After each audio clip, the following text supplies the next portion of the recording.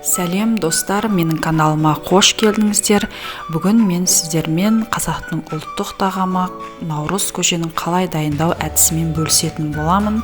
Менімен бірге болыңыздар.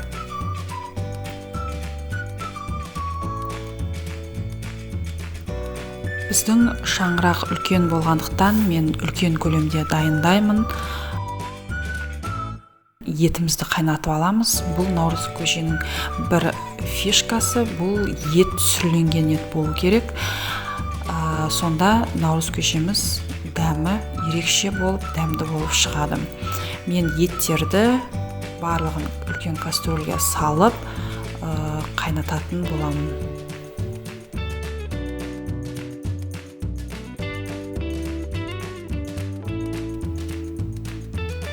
Және наурыз көжеге қосылатын дәндерді алдын ала қайнатып, бөлек қайнатып аламыз. Мен наурыз көжеге арпа, жүгері, ақ жүгері, сары жүгері және бидайды қосамын. Етіміз қайнағаннан кейін көбігін алып, етті 2-3 сағат қайнатамыз.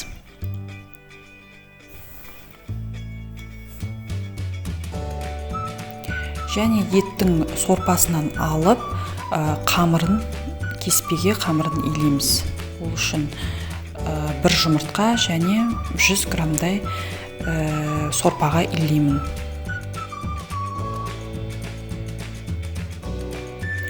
Етіміз пісті, етті сүзіп аламыз. Етті сүзіп алып, және сорпаны да сүземіз.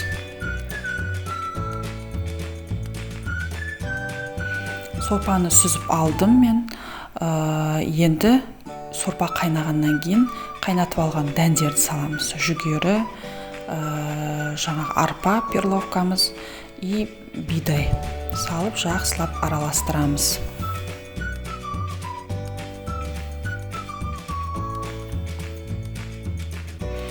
Және жаңағы кеспемізді кесіп, кеспемізде саламыз. Жақсылап араластырамыз. Енді пісті дегенде кеспеміз етті турап, етімізде соңынан саламыз.